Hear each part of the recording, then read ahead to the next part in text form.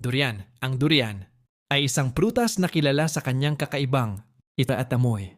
Ito ay isang tropical na prutas na nagmula sa Timog Silangang Asya, particular sa Malaysia at Indonesia. Ang durian ay mayroong matigas na balat na may mga tinik at ang kanyang laman ay mayroong kremang texture at mayroong matamis at maasim na lasa. Ang durian ay itinuturing na hari ng mga prutas sa maraming bahagi ng Asya.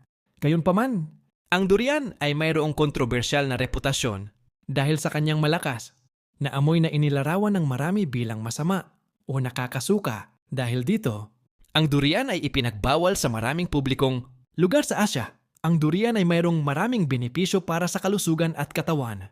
Narito ang ilan sa mga benepisyo ng durian. Benepisyo ng durian. Una, mayaman sa nutrients. Ang durian ay mayaman sa mga nutrients tulad ng bitamina C, potasio, at fiber. Pangalawa, antioxidant properties. Ang durian ay mayroong antioxidant properties na nakakatulong sa paglaban sa mga radikal na libre at sa pagpapabuti ng kalusugan ng katawan.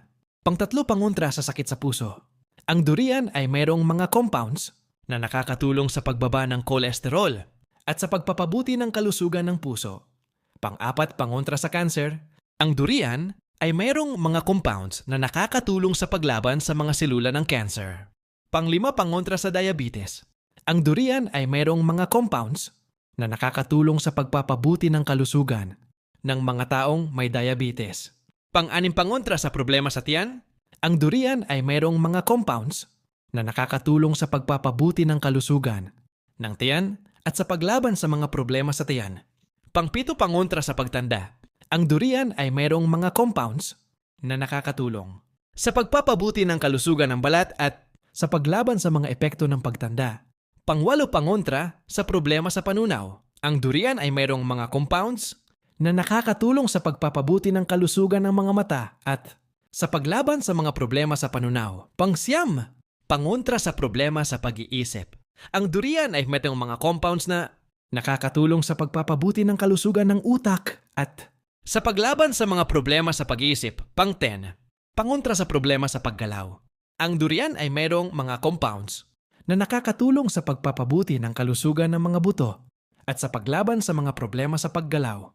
Mga paalala, ang durian ay mayroong mataas na kalorya, kaya dapat itong kinakain sa moderasyon.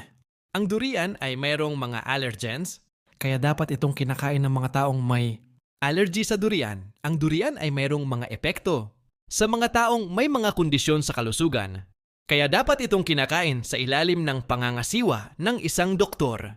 Kaibigan, kung nagustuhan mo ang dagdag kalamang ito, bigyan mo naman kami ng like at isubscribe muna ang channel namin at huwag mo ring kalimutang ishare ang ideyong ito para sa dagdag kaalaman ng iba. Maraming salamat sa iyong panunood.